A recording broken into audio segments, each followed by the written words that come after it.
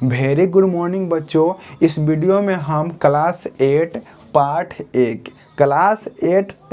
1 जिसका नाम है परिमेय संख्या का हम पहला वीडियो अपलोड कर चुके हैं। यह दूसरा वीडियो है, तो लगातार आप इस वीडियो के अंत तक बने रहिए और इस वीडियो से लाभ उठाइए।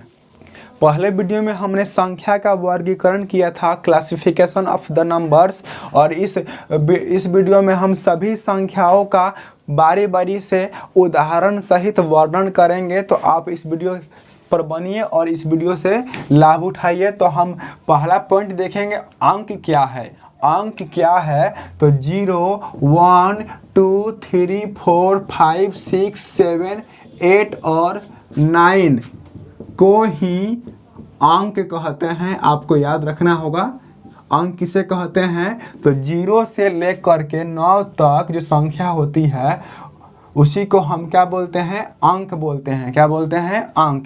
इस तरह कुल अंकों की संख्या कितनी हुई, कुल अंकों की संख्या जो हुई 10 हुई। 10 कैसे हुई, 1 से लेकर 9 तक 9 गो और एगो 0 10 गो। तो कुल अंक कितने होते हैं, तो 10 होते हैं। ठीक है। और 0 की खोज न हुई थी तब अंक कितने थे, तब अंक थे 9।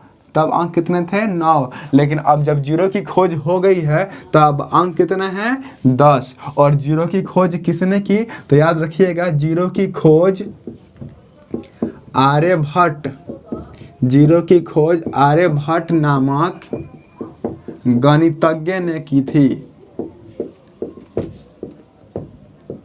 ये जो थे भारत के बिहार राज्य के पटना के कुसुमपुर के रहने वाले थे। याद रखिएगा आर्यभट्ट जी जो थे, इन्होंने 0 की खोज की। यह एक महान गणितज्ञ थे।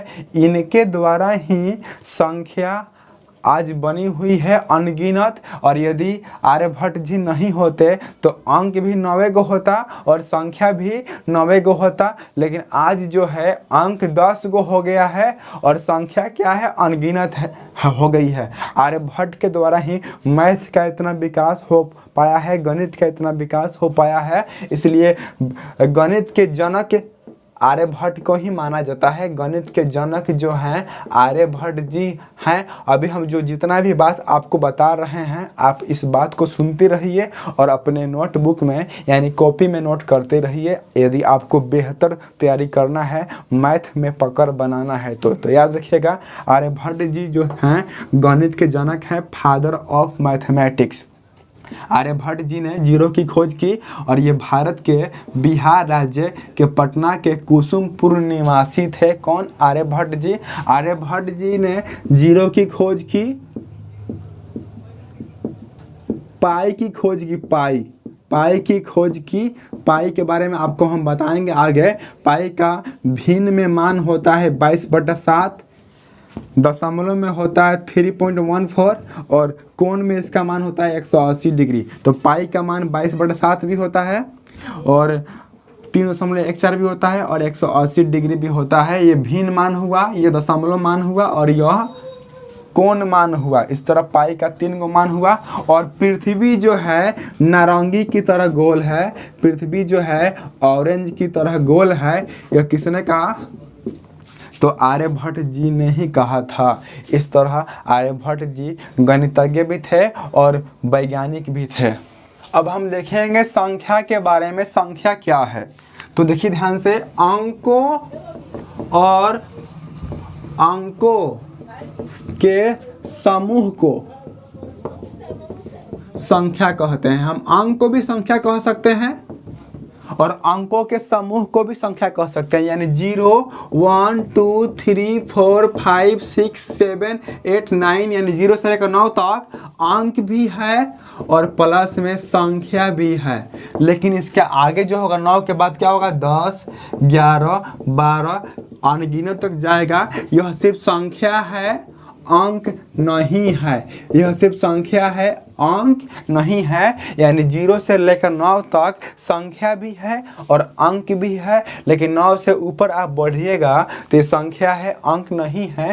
अंक इसलिए नहीं है क्योंकि 10 जो है 0 से लेकर 9 में नहीं मिलता है, ठीक है। तो प्रत्येक संख्या अंक नहीं है, लेकिन प्रत्येक अंक संख्या है। आपको याद रखना पड़ेगा, प्रत्येक अंक संख्या है लेकिन प्रत्येक संख्या अंक नहीं है। 10 गो संख्या ऐसी है, 10 गो संख्या ऐसी है जो संख्या भी है और प्लस में अंक भी है। हमने संख्या का वर्गीकरण किया था, संख्या का हम वर्गीकरण इसके पहले वाले वीडियो में किए थे। तो संख्या जो है, संख्या के 2 प्रकार हैं।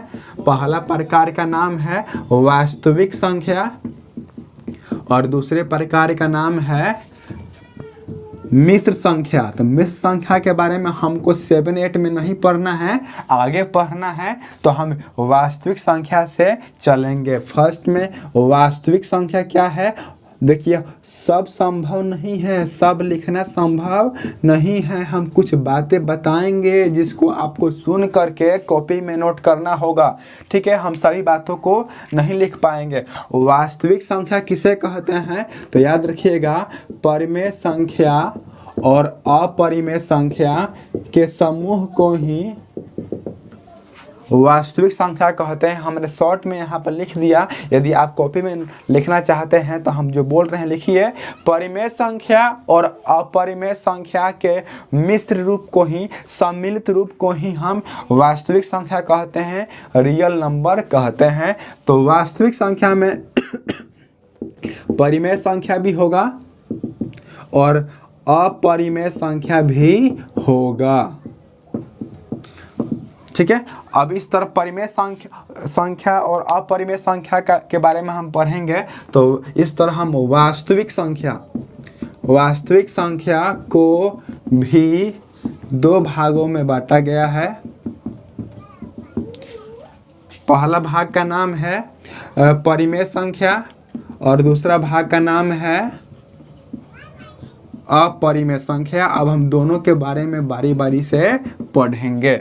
इस तरह वास्तविक संख्या को 2 भागों में बांटा गया है। फर्स्ट में है परिमेय संख्या और सेकंड में है अपरिमेय संख्या। दोनों के बारे में पढ़ेंगे, तो ध्यान से सुनिए। परिमेय संख्या किसे कहते हैं, रेशनल नंबर किसे कहते हैं, वैसी संख्या जिसे p/q यानी अंश बटा हर यानी भिन्न के रूप में लिखा जा सके, जहां q 0 के बराबर नहीं हो यानी हर 0 के बराबर न हो, उसे परिमेय संख्या कहते हैं, ठीक है। जैसे में 1 2 3 4 जहां तक चल जाए, इसके नीचे देखिए सभी संख्या के नीचे एक छुपा हुआ रहता है, तो भिन्न के रूप में आ गया, इसलिए ये सब क्या है, तो ये सभी परिमेय संख्या है। √4, √1, √9 और √16 और ये सभी क्या है, ये सभी भी परिमेय संख्या है क्योंकि सबका पूरा वर्गमूल निकल जाता है। किसी रूट वाली संख्या का पूरा वर्गमूल निकल जा रहा है तो वह भी परिमेय संख्या ही होगा। अगला वास्तविक संख्या का प्रकार है जिसका नाम है अपरिमेय संख्या। सेम इसका उल्टा होगा, तो वैसा संख्या जिसे p/q यानी अंश बटा हर यानी भिन्न के रूप में ना लिखा जा सके, उसे अपरिमेय संख्या कहते हैं। मतलब इस संख्या का कोई ठिकाना नहीं है, ये कहाँ तक जाएगा, कभी भी नहीं कटेगा, ठीक है। और 3 का भी वर्गमूल पूरा नहीं निकलेगा, 5 का भी वर्गमूल पूरा नहीं निकलेगा, 7 का भी वर्गमूल पूरा नहीं निकलेगा। तो ये सभी संख्या क्या है, अपरिमेय संख्या है। आपको याद रखना पड़ेगा, यदि भिन्न में हम लिख सकते हैं या पूरा कट जा रहा है या पूरा वर्गमूल निकल जा रहा है तो वह परिमेय संख्या होगा, नहीं तो अपरिमेय संख्या होगा, ठीक है। इस तरह अपरिमेय संख्या का तो कोई प्रकार नहीं है, लेकिन परिमेय संख्या का 2 प्रकार है। पहला है पूर्णांक संख्या और दूसरा है भिन्न संख्या। तो अब हम पूर्णांक संख्या और भिन्न संख्या के बारे में अध्ययन करेंगे। अभी हमने देखा कि परिमेय संख्या को 2 भागों में बांटा गया है, पूर्णांक संख्या और भिन्न संख्या। अब हम बारी बारी से पूर्णांक संख्या और भिन्न संख्या के बारे में पढ़ेंगे। तो ध्यान से सुनिए, पूर्णांक संख्या किसे कहते हैं, तो अनंत से प्लस अनंत तक की संख्या को पूर्णांक संख्या कहते हैं। जैसे minus infinitive dash dash dash -3 -2 -1 0 1 2 3 4 dash dash dash infinitive. तो इस तरह पूर्णांक संख्या जो है ना माइनस अनंत से प्लस अनंत तक जाता है। और ऑब्जेक्टिव क्वेश्चन में पूछेगा कि पूर्णांक संख्या के मध्य में क्या होता है, तो जीरो। याद रखिएगा, पूर्णांक संख्या के बीच में क्या होता है, जीरो। और पूर्णांक संख्या के दाहिने तरफ क्या होता है, तो धनात्मक संख्या, पॉजिटिव नंबर, प्लस वाली संख्या है। और शून्य संख्या के जो बाएं तरफ होता है क्या होता है, ऋणात्मक संख्या, नेगेटिव नंबर यानी माइनस वाली संख्या है। ठीक है, तो पूछा जाएगा कि -3 संख्या रेखा पर दाहिने तरफ होगा कि बाएं तरफ होगा, तो बाएं तरफ होगा। और +5 किस तरफ होगा, तो बाएं तरफ होगा। ठीक है, और संख्या में हम प्लस का चिन्ह नहीं दिखाते हैं, प्लस छुपा रहता है, माइनस का चिन्ह दिखाना पड़ता है। इस तरह पूर्णांक संख्या को भी 3 भागों में बांटा गया है, ऋणात्मक संख्या, शून्य संख्या और धनात्मक संख्या। धनात्मक संख्या को हम प्राकृत संख्या यानी नेचुरल नंबर भी कह सकते हैं, क्योंकि देखिए प्राकृत संख्या का डिफिनेशन क्या होता है, गिनती की संख्या को प्राकृत संख्या कहते हैं। तो यहाँ पर देखिए, यहाँ भी तो गिनती की ही संख्या है, तो 1 से लेकर अनंत तक को हम धनात्मक संख्या भी कह सकते हैं और प्राकृत संख्या भी कह सकते हैं। इस बात को आपको याद रखना पड़ेगा। ठीक है, तो जीरो के बाएं तरफ जो संख्या होती है उसे ऋणात्मक संख्या कहते हैं। इन संख्याओं के पहले माइनस के चिन्ह लगा होता है। ठीक है, और शून्य संख्या किसे कहते हैं, तो जीरो को ही, शून्य को ही शून्य संख्या कहते हैं। और ये संख्या रेखा पर बीच में होता है। और जीरो के दाहिने तरफ जो संख्या होती है उसे धनात्मक संख्या या प्राकृत संख्या कहते हैं। इस तरह यदि आप चाहते हैं पूर्णांक संख्या का प्रकार, तीनों प्रकारों का डिफिनेशन लिखने के लिए, तो हमने जो कहा वह आप अपने कॉपी में नोट कर सकते हैं। अब आगे देखेंगे हम भिन्न संख्या। तो अंश और हर के रूप में वाली संख्या को भिन्न संख्या कहते हैं।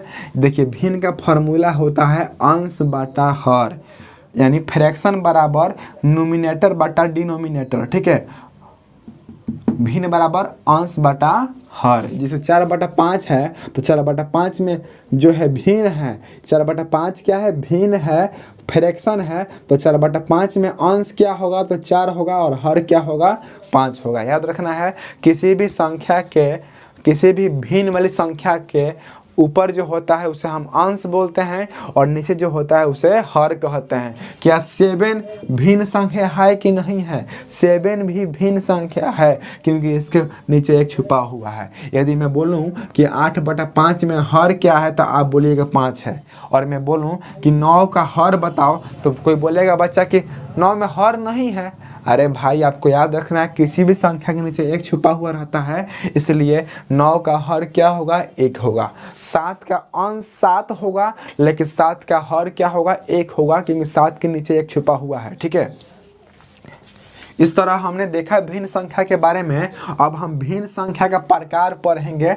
हम शॉर्ट में यहाँ पर लिखे हैं, यदि आप चाहते हैं तो हम बोलेंगे, वह आप अपने कॉपी में नोट कीजिएगा। भिन्न संख्या को 3 भागों में बांटा गया है। पहला है उचित भिन्न, दूसरा है अनुचित भिन्न, और तीसरा है मिश्रित भिन्न, प्रॉपर फ्रैक्शन, इम्प्रॉपर फ्रैक्शन और मिक्स फ्रैक्शन। देखिए, अंश छोटा होगा और हर बड़ा होगा, अंश छोटा होगा और हर बड़ा होगा, तो उसे हम उचित भिन्न कहते हैं। यानी वैसा भिन्न जिसका अंश छोटा हो और हर बड़ा हो उसे हम उचित भिन्न कहते हैं। जैसे 3/4, 4/9, 8/13 और 6/22। हमने यहाँ 4 को भिन्न लिखा है। चारों भिन्न को आप ध्यान से देखिए। चारों भिन्न का ऊपर वाला संख्या कम है, नीचे वाला अधिक है।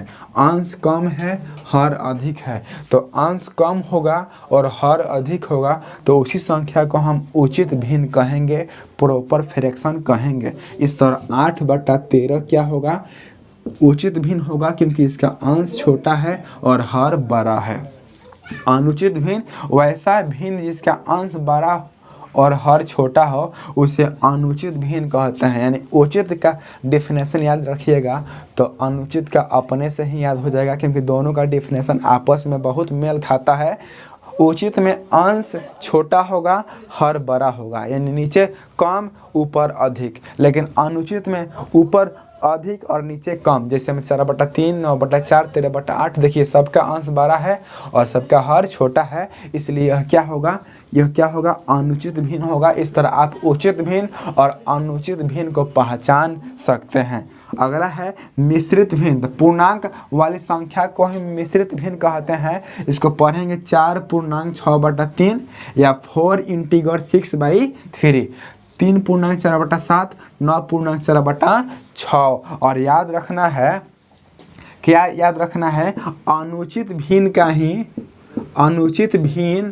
ही मिश्रित भिन्न बन सकता है, उचित भिन्न का मिश्रित भिन्न नहीं बन सकता है। क्योंकि आप सामने देख सकते हैं यहाँ पे 5/3 है और इसका अंश बड़ा है, हर छोटा है, तो यह क्या है, यह जो है अनुचित भिन्न है। क्या है, अनुचित भिन्न है। और ये नीचे वाले को बाहर लिखेंगे, ऊपर वाले को अंदर लिखेंगे। 3 एकम 3, 5 में से 3 गए 2। अब उसके बाद क्या होगा, इस तरह लिखेंगे। फर्स्ट टर्म में इसको लिखेंगे, सेकंड टर्म में इसको लिखेंगे और थर्ड टर्म में इसको लिखेंगे। तो क्या हुआ, 1 इंटीगर 2/3, 1 इंटीगर 2/3। और यदि हम कहें आपसे कि यह जो है अनुचित भिन्न है 3/5 और इसका अंश जो है छोटा है और हर क्या है, बड़ा है, और आप इसका मिश्रित भिन्न लिखिए, तो यह असंभव है। 5 को बाहर लिखोगे, 3 को अंदर लिखोगे तो 0 पॉइंट देंगे तो 0, 5 36 पूरा कट गया। बचा कहाँ के, इसको हम पूर्णांक में लिखेंगे। इसलिए यह जो है याद रखना है कि जो है ना, आपको याद रखना है कि पूर्णांक वाली जो संख्या है, मिश्रित जो भिन्न है, वह अनुचित भिन्न से लिखी जा सकती है, उचित भिन्न से नहीं लिखी जा सकती है। जैसे मैं एक और एग्जांपल देखिए, जैसे मिश्रित भिन्न में बदलना, मिश्रित भिन्न में बदलना। साधारण भिन्न को आप मिश्रित भिन्न में किस तरह बदलिएगा, तो ध्यान से देखिए। जैसे 7/2 है तो हम नीचे वाले को बाहर लिखते हैं और ऊपर वाले को अंदर लिखते हैं। याद रखना है, यहाँ पर जो होता है भिन्न का हर होता है और यहाँ जो होता है भिन्न का अंश होता है। चाहे हर बड़ा हो या छोटा हो, चाहे अंश बड़ा हो या छोटा हो, कोई मायने नहीं रखता है। तो 2 3 6, 7 में 6 गया, 1 बचा, तो इसको हम फर्स्ट में लिखेंगे, इसको हम सेकंड में लिखेंगे और इसको हम थर्ड में लिखेंगे। इस तरह जाएगा तो क्या होगा, 3.1/2। एक और उदाहरण ले सकते हैं 9/5 का। तो देखिए यहाँ पे 5 को बाहर लिखिए, 9 को अंदर लिखिए, 5 एकम 5, 4 में से 9 में से 5 गया, 4 बचा, तो इसको लिखेंगे, फिर इसको लिखेंगे, फिर इसको लिखेंगे। इस तरह कर दीजिए। क्या लिखेंगे, 1 इंटीगर 4/5। ठीक है।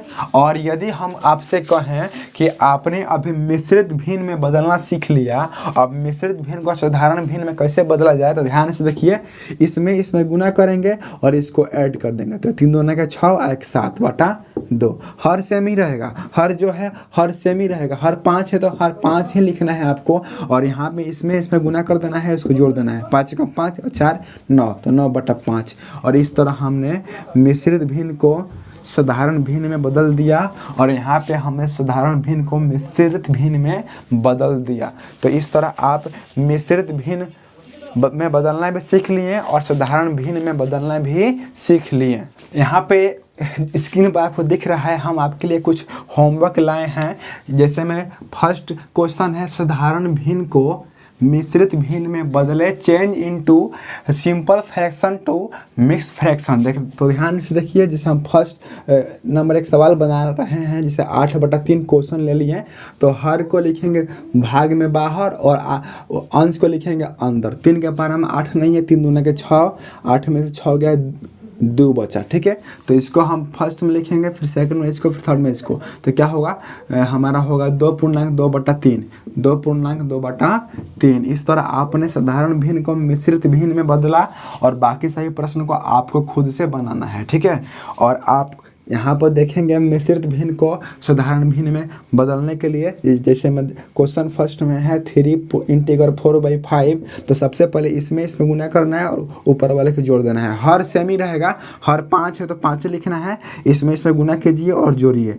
15 4 19/5। इस तरह आपने साधारण भिन्न को मिश्रित भिन्न में बदलना सीखा और मिश्रित भिन्न को साधारण भिन्न में बदलना सिखाए। और बाकी सभी जो सवाल हमने छोड़ा है आप अपनी कॉपी में बना लीजिएगा बेहतर तैयारी के लिए।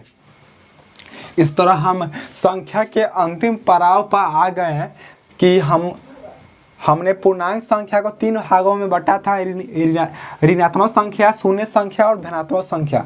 और हमको अब धनात्मक संख्या का वर्गीकरण करना है। धनात्मक संख्या यानी प्राकृत संख्या को भी मुख्य रूप से 4 भागों में बांटा गया है।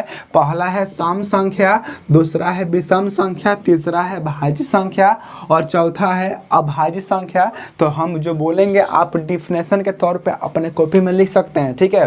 तो देखिए, वैसी संख्या जो 2 से पूरी तरह विभाजित हो, वैसी संख्या जो 2 से पूरी तरह विभाजित हो उसे हम सम संख्या कहते हैं। वैसी संख्या जो 2 से पूरी तरह विभाजित हो उसे सम संख्या कहते हैं। इस संख्या के अंत में 0, 2, 4, 6, 8 होता है। याद रखिएगा, किसी भी संख्या के अंत में 0, 2, 4, 6, 8 होगा तो वह संख्या सम संख्या ही होगी। जैसे मान लीजिए 6, 7, 9, 3, 4, 8, 6, 7, 2। इस संख्या का अंत में 2 है तो यह जो होगा सम संख्या होगा, क्योंकि इसमें 2 से पूरी तरह भाग लग जाएगा और पूरी तरह विभाजित हो जाएगा। तो याद रखिएगा, जिस संख्या का अंत में 0, 2, 4, 6, 8 हो उसे सम संख्या कहते हैं। तो आप डिफिनेशन लिख सकते हैं कि वैसी संख्या जो 2 से पूरी तरह विभाजित हो जाए उसे सम संख्या कहते हैं,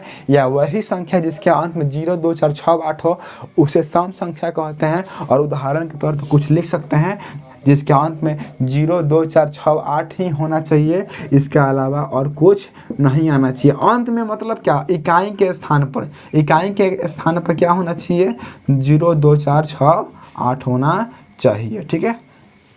दूसरा भाग है विषम संख्या, ठीक है। इसके विपरीत, इसका उल्टा है वैसी संख्या जिसमें 2 से पूरी तरह भाग न लगे। वैसी संख्या जो 2 से पूरी तरह विभाजित ना हो और जिसके अंत में 1 हो, 3 हो, 5 हो, 7 हो, 9 हो उसे हम विषम संख्या कहते हैं।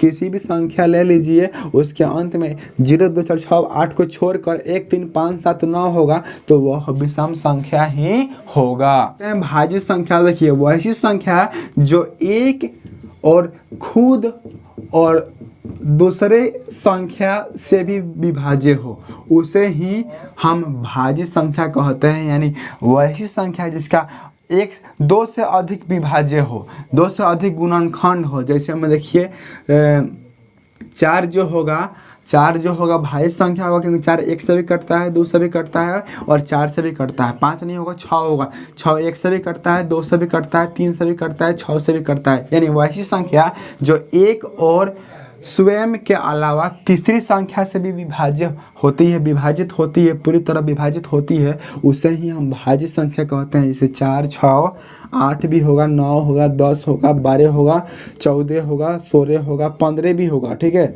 इसी तरह बहुत सारी संख्या होगी जो भाज्य संख्या होगी, जो एक से भी कटेगी, खुद से भी कटेगी और दूसरी संख्या से भी कटेगी और पूरी तरह कटेगी, उसे ही हम भाज्य संख्या कहेंगे। इस तरह हमने क्या देखा कि सबसे छोटा सम संख्या जो है 2 है। याद रखिएगा, 12 का ठीक नहीं है, लेकिन सबसे छोटा सम संख्या 2 है, सबसे छोटा विषम संख्या 1 है, सबसे छोटा भाज्य संख्या क्या है, 4 है, क्योंकि 4 से छोटा कोई संख्या नहीं है जो भाज्य हो। अब हम देखेंगे अभाज्य संख्या, तो वही संख्या जो एक और स्वयं से विभाजित हो, जो एक और खुद से कटे और किसी से ना कटे, उसे ही हम क्या बोलेंगे, अभाज्य संख्या कहेंगे। जैसे में 2, सबसे छोटा अभाज्य संख्या क्या होगा, 2 होगा, क्योंकि 2 1 से भी कटता है, 2 से भी कटता है। इसके अलावा तीसरा कोई संख्या नहीं है। इसमें देखिए 3 को संख्या है, 4 संख्या है, लेकिन इसमें 2 1 होगा, 2 हुआ, 3 भी 1 से कटता है, 3 से कटता है, 5 भी 1 से, 5 से